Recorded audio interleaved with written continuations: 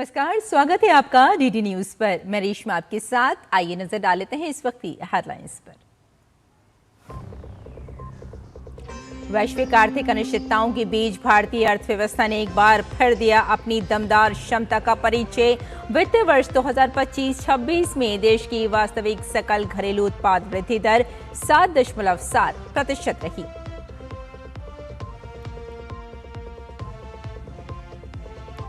नेपाल के विदेश मंत्री शिशिर खनाल का भारत दौरा। आज विदेश मंत्री डॉक्टर एस जयशंकर के साथ करेंगे मुलाकात। द्विपक्षीय संबंधों को मजबूत करने पर होगी चर्चा।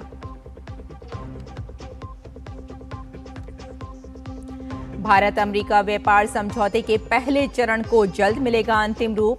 उद्योग मंत्री पीयूष गोयल ने जताई उम्मीद, जुलाई मध्य तक होगा पूरा।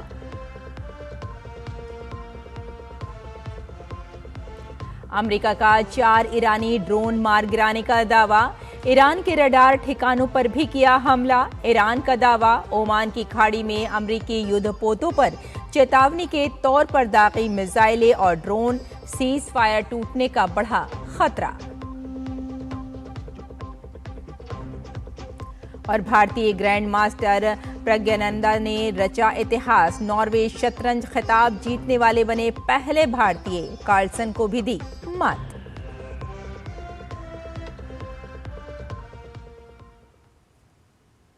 और आइए अब समाचारों पर डालते हैं विस्तार से नजर। नेपाल के विदेश मंत्री शिशिर खनाल 3 दिवसीय भारत की आधिकारिक यात्रा पर हैं। इस यात्रा के दौरान विदेश मंत्री डॉक्टर एस जयशंकर नेपाल के विदेश मंत्री के साथ औपचारिक बैठक करेंगे। इस बैठक में दोनों नेताओं के बीच भारत और नेपाल के आपसी हित के कई अहम मुद्दों पर विस्तृत चर्चा करेंगे। इस बातचीत का मुख्य उद्देश्य व्यापार, निवेश, सीमा पार कनेक्टिविटी, ऊर्जा और दोनों देशों के लोगों के बीच आपसी संबंधों यानी पीपल टू पीपल टाइज जैसे प्रमुख क्षेत्रों में सहयोग को और ज्यादा मजबूत करना है। इससे पहले नेपाल के विदेश मंत्री भारतीय विदेश मंत्री डॉक्टर एस जयशंकर के विशेष निमंत्रण पर शुक्रवार को नई दिल्ली पहुंचे, जहां हवाई अड्डे पर उनका गर्मजोशी से स्वागत किया गया।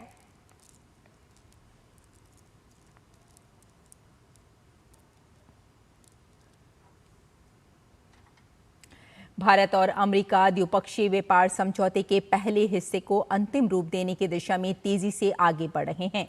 केंद्रीय वाणिज्य मंत्री पीयूष गोयल ने कहा कि दोनों पक्ष सभी बचे हुए मुद्दों को जल्द से निपटाने की दिशा में काम कर रहे हैं।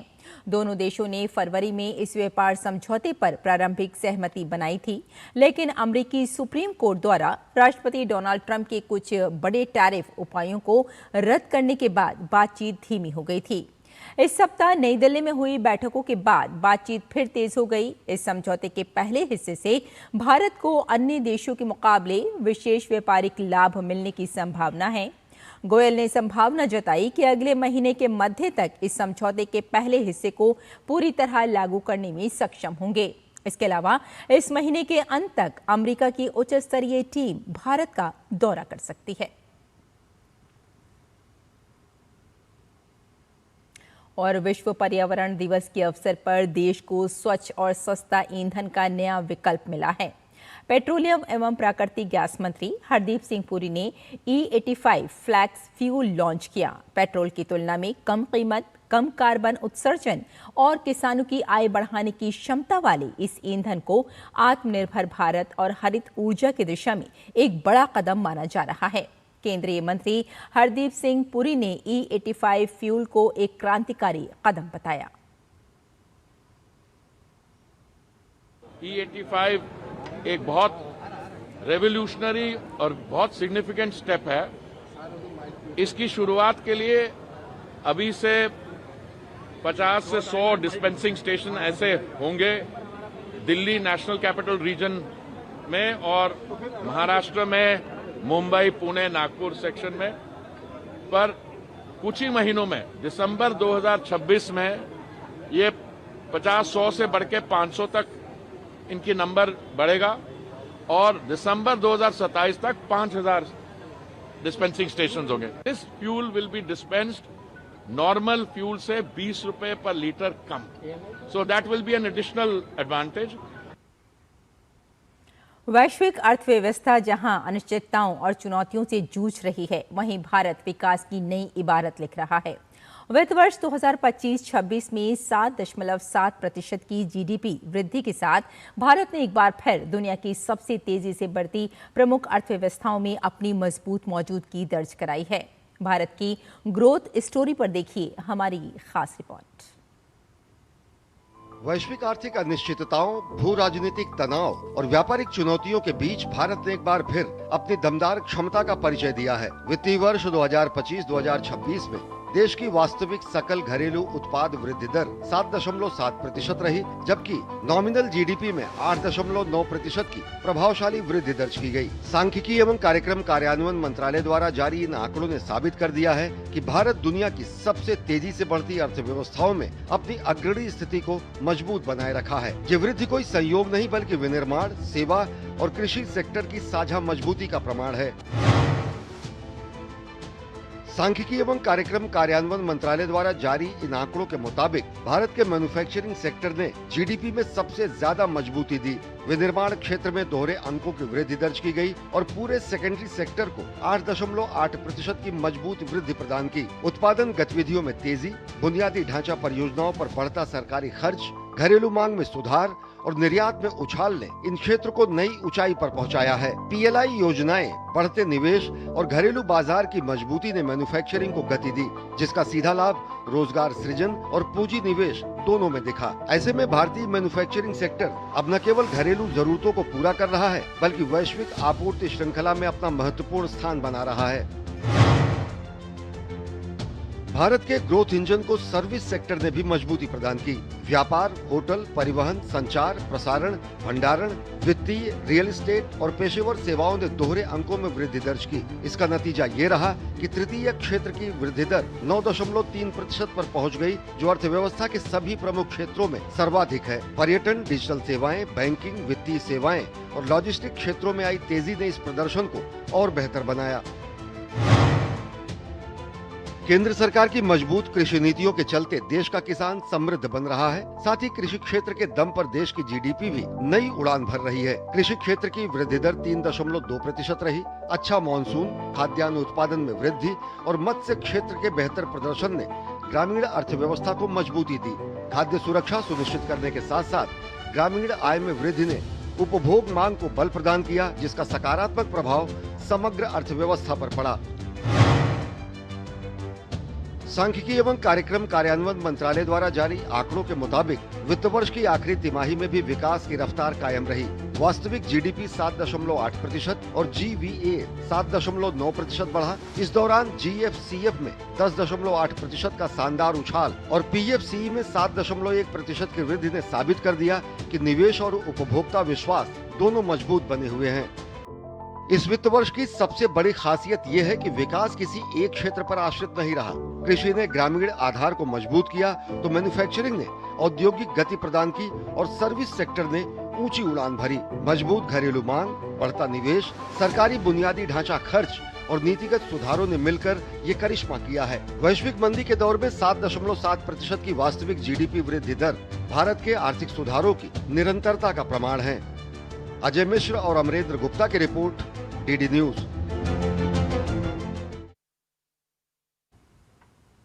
और विदेश मंत्री एस जयशंकर ने डीडी न्यूज के खास कार्यक्रम भारत रीलोडेड में पिछले 12 साल में भारत सरकार की विदेश नीति, पड़ोसियों से संबंध, पश्चिम एशिया में जारी संकट समेत तमाम मसलों पर खुलकर राय रखी है। चीन से संबंधों पर विदेश मंत्री ने कहा कि निश्चित रूप से सीमा विवाद का दोनों देशों पर असर पड़ा, लेकिन हालात अब सुधर रहे हैं। वहीं रूस के साथ हमारे संबंध हमेशा स्थिर रहे हैं। Where China is concerned, yes, we went through a difficult period starting with 2020 when peace and tranquility in the border areas was disturbed. But in the last year, I think things have settled down. Things have settled down politically between us to a considerable degree. It is not, I wouldn't say it has gone back to where it was. It has definitely settled down in the border to a great degree, which is, the peace and tranquility is maintained, the patrolling is taking place as it is planned, etc. But definitely, that that had an impact, just as the volatility created by the American posture has an impact on our relationship. I think we should not be in denial about it. I think we are very clear as a government. Comparatively, I would say the Russia relationship has remained steady, even as Russia's relationship with other countries have undergone a big change. I would say Japan is an example again of a very steady relationship. With Europe, it has actually gone up a lot this year. I mean, if you ask me what has been this year the most notable in all our diplomatic accounts, where has been the biggest improvement, I would say without question it's in Europe. वहीं आतंकवाद के मसले पर विदेश मंत्री S Jaishankar ने पड़ोसी मुल्क पाकिस्तान को साफ संदेश दिया है। We have one other neighbor, Pakistan, and there the response is very, this doesn't apply, because when somebody practices cross-border terrorism as the central feature of the policy towards us, that you have to also ensure there are consequences, that it is not something which will be cost free. So when you are comparing eras, I think the one thing this country is very clear on, nobody wants to see again what happened at 26/11. That 26/11 was cost free. That should never happen again. और विदेश मंत्री S Jaishankar के साथ ये पूरा विशेष साक्षात्कार आप देख सकते हैं आज शाम 6 बजे हमारे खास कार्यक्रम भारत रीलोडेड में। फिलहाल यहाँ एक छोटा सा ब्रेक भी लेंगे और ब्रेक के बाद खबरों का सिलसिला जारी रहेगा। आप देखते रहिए डीडी न्यूज़। हर जीत की शुरुआत होती है छोटे छोटे कदमों से और हर छोटी तैयारी बदल सकती है पूरा नतीजा, क्योंकि मैदान हो या जिंदगी, छोटी से छोटी तैयारी ही देती है प्रोटेक्शन और प्रोटेक्शन ही देता है भरोसा। जैसे LIC की बीमा लक्ष्मी, एक खास प्लान सिर्फ महिलाओं के लिए जहां छोटी बचत दे बड़ी सुरक्षा, ताकि जिंदगी के हर मैदान में आप रहे हर पल के लिए रेडी। LIC बीमा लक्ष्मी, रखे हर पल के लिए रेडी। ब्रेक के बाद एक बार फिर आपका स्वागत। आइए आगे बढ़ते हैं। CBSE ने 12वीं की बोर्ड परीक्षा के परिणामों के बाद उत्तर पुस्तिकाओं की वेरिफिकेशन और प्रश्नों की री-एवोल्यूशन के लिए आवेदन करने वाले छात्रों को बड़ी राहत दी है। छात्रों के हित को ध्यान में रखते हुए बोर्ड ने आवेदन की अंतिम तिथि 1 दिन बढ़ाने का फैसला किया है। पहले वेरिफिकेशन और री-एवोल्यूशन के लिए आवेदन करने की अंतिम तिथि 6 जून थी, अब इसे बढ़ाकर 7 जून तक कर दिया गया है। CBSE ने कहा है कि ये फैसला छात्रों को अतिरिक्त समय और बेहतर सुविधा प्रदान करने के उद्देश्य से लिया गया है, ताकि वे बिना किसी परेशानी के अपनी आवेदन प्रक्रिया पूरी कर सकें। वहीं CBSE ने अपनी पोस्ट रिजल्ट सेवा पोर्टल पर साइबर हमलों को लेकर दिल्ली पुलिस में शिकायत दर्ज कराई है। CBSE के मुताबिक 24 घंटे और 7 दिन निगरानी के जरिए सभी हमलों को सफलतापूर्वक विफल कर दिया गया।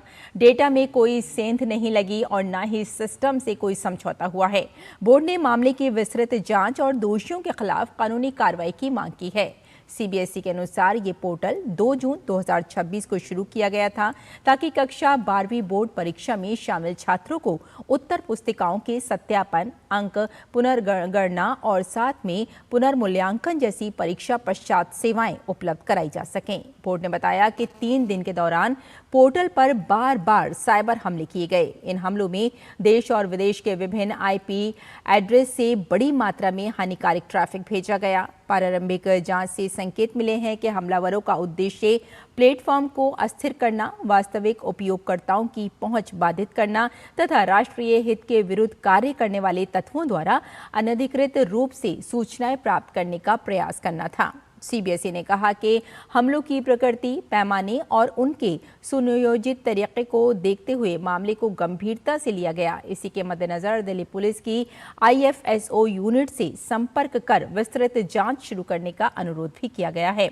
हालांकि बोर्ड ने स्पष्ट किया कि इन दुर्भावपूर्ण प्रयासों के बावजूद इसके सभी सिस्टम और डेटाबेस पूरी तरह सुरक्षित हैं। अब तक किसी भी प्रकार के डेटा लीक, डेटा से छेड़छाड़ या अनधिकृत पहुंच का कोई प्रमाण नहीं मिला है। भारत सरकार ने विदेशी निवेशकों के लिए टैक्स राहत का रेड कारपेट बिछा दिया है। सरकार ने आयकर कानून में बड़ा बदलाव करते हुए दुनिया के केंद्रीय बैंकों के बैंक कहे जाने वाले BIS को भारतीय सरकारी बॉन्ड से होने वाली कमाई पर टैक्स छूट देने का फैसला किया है। उम्मीद जताई जा रही है कि सरकार के इस फैसले से विदेशी निवेश को बढ़ावा मिलेगा। देखिए हमारी ये खास रिपोर्ट। भारत सरकार ने विदेशी निवेशकों के लिए एक बड़ा टैक्स नियम बदला है।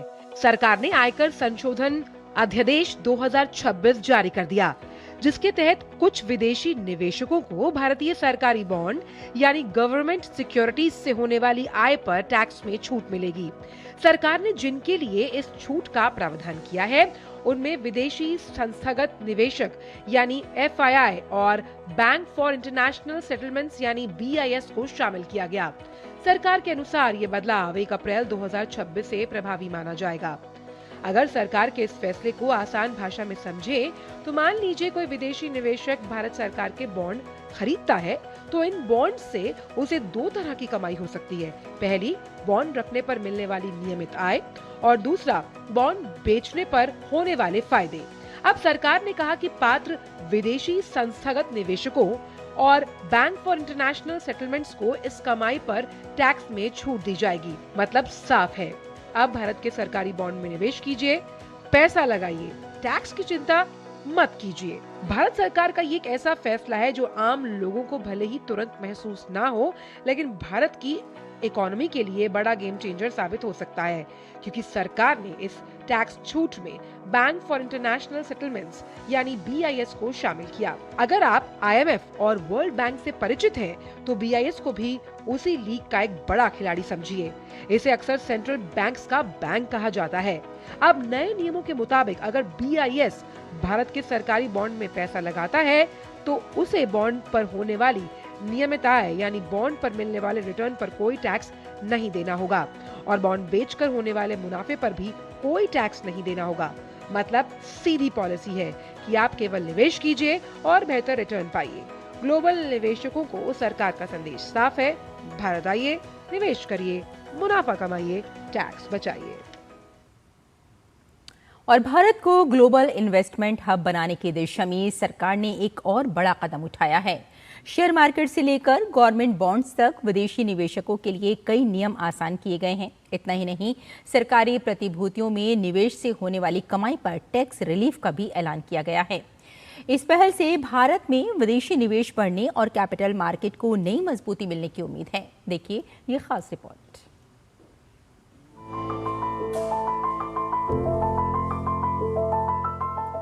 भारत दुनिया की सबसे तेजी से बढ़ती बड़ी अर्थव्यवस्थाओं में से एक है और सरकार लगातार कोशिश कर रही है कि दुनिया भर के निवेशक भारत में ज्यादा से ज्यादा पैसा लगाएं। डिजिटल इकोनॉमी, बेहतर infrastructure, ease of doing business और फाइनेंशियल रिफॉर्म्स की बदौलत भारत पहले ही ग्लोबल इन्वेस्टर्स की पसंद बन चुका है। अब वित्त मंत्रालय ने निवेश को और आसान बनाने के लिए कुछ बड़े कदम उठाए हैं। बजट 2026-27 में की गई घोषणा को लागू करते हुए सरकार ने विदेश में रहने वाले व्यक्तिगत निवेशकों यानी individual persons resident outside India के लिए भारतीय शेयर मार्केट के दरवाजे और खोल दिए हैं। अब PROI भी पोर्टफोलियो इन्वेस्टमेंट स्कीम के जरिए भारतीय लिस्टेड कंपनीज के शेयर में निवेश कर सकेंगे। इतना ही नहीं, किसी एक कंपनी में PROI निवेश की सीमा 5% से बढ़ाकर 10% कर दी गई है। वहीं सभी PROI निवेशकों के लिए कुल निवेश सीमा 10% से बढ़ाकर 24% की जा रही है। सरकार ने गवर्नमेंट सिक्योरिटीज यानी सरकारी प्रतिभूतियों के बाजार को भी और आकर्षक बनाने के लिए कदम उठाए हैं। अब फॉरेन पोर्टफोलियो इन्वेस्टर्स को लंबी अवधि वाले सरकारी प्रतिभूतियों और सॉवरेन ग्रीन बॉन्ड्स में निवेश के ज्यादा अवसर मिलेंगे। साथ ही कई निवेश संबंधी प्रतिबंध जैसे short term investment limit, concentration limit और सिक्योरिटी वाइज लिमिट को हटाने का फैसला लिया गया है। हालांकि कुल निवेश सीमा केंद्र सरकार की प्रतिभूतियों में 6% और राज्य सरकार की प्रतिभूतियों में 2% बनी रहेगी। सबसे बड़ी राहत टैक्स को लेकर दी गई है। अब विदेशी निवेशक अगर गवर्नमेंट सिक्योरिटीज में निवेश करेंगे तो उस निवेश से होने वाली ब्याज की कमाई और मुनाफे पर उन्हें इनकम टैक्स नहीं देना होगा।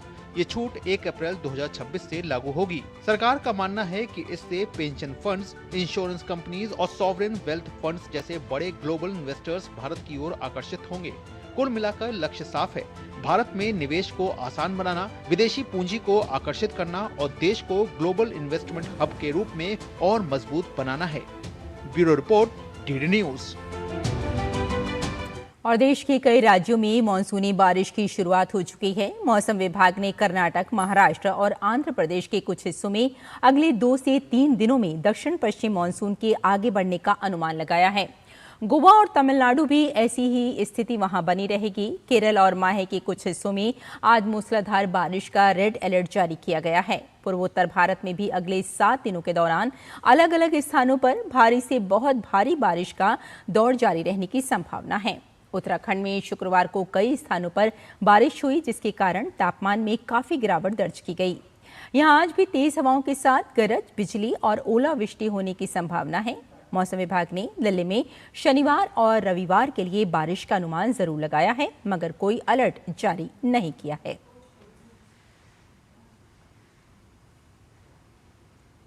ईरान और अमेरिका के बीच तनाव एक बार फिर बढ़ गया है। अमेरिकी सेना ने दावा किया है कि उसने होर्मुज जलडमरू मध्य की ओर बढ़ रहे ईरान के 4 ड्रोन मार गिराए हैं। इसके साथ ही ईरान के तटीय निगरानी रडार ठिकानों को भी निशाना बनाया गया है। अमेरिकी सेंट्रल कमांड यानी के मुताबिक ये ड्रोन क्षेत्रीय समुद्री यातायात के लिए तत्काल खतरा था और अमेरिका का आरोप है कि ईरान होर्मुज जलडमरू मध्य पर दबाव बनाकर वैश्विक तेल और गैस आपूर्ति को प्रभावित करने की कोशिश कर रहा है, जिसके चलते ऊर्जा कीमतों में उछाल देखने को मिली है। ये घटनाक्रम ऐसे समय में सामने आया है जब दोनों देशों के बीच युद्ध विराम को आगे बढ़ाने की कोशिशें जारी हैं। बढ़ते तनाव के बीच अमेरिकी राष्ट्रपति डोनाल्ड ट्रंप ने भरोसा जताया है कि उनका प्रशासन इस संघर्ष को समाप्त करने की दिशा में आगे बढ़ रहा है। ट्रंप ने कहा कि अमेरिका किसी न किसी तरह इस लड़ाई में जीत हासिल करेगा। विशेषज्ञों का मानना है कि होर्मुज जलडमरू मध्य और लेबनान में बढ़ता तनाव क्षेत्र में शांति प्रयासों के लिए नई चुनौती बन सकता है। अब देखना होगा कि युद्ध विराम कायम रहता है या फिर हालात एक बार फिर बड़े टकराव की ओर बढ़ते हैं।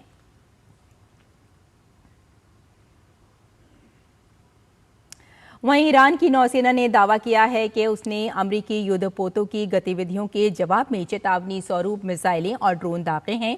ईरानी सरकारी मीडिया के मुताबिक तेहरान ने अमेरिकी नौसेना पर समुद्री यातायात में बाधा डालने और व्यावसायिक जहाजों तथा तेल टैंकरों को जब्त करने का आरोप लगाया है। वहीं अमेरिकी इंडो पैसिफिक कमांड ने कहा कि उसकी सेना ने हिंद महासागर में एक प्रतिबंधित और बिना राष्ट्रीय पहचान वाले जहाज को रोका है।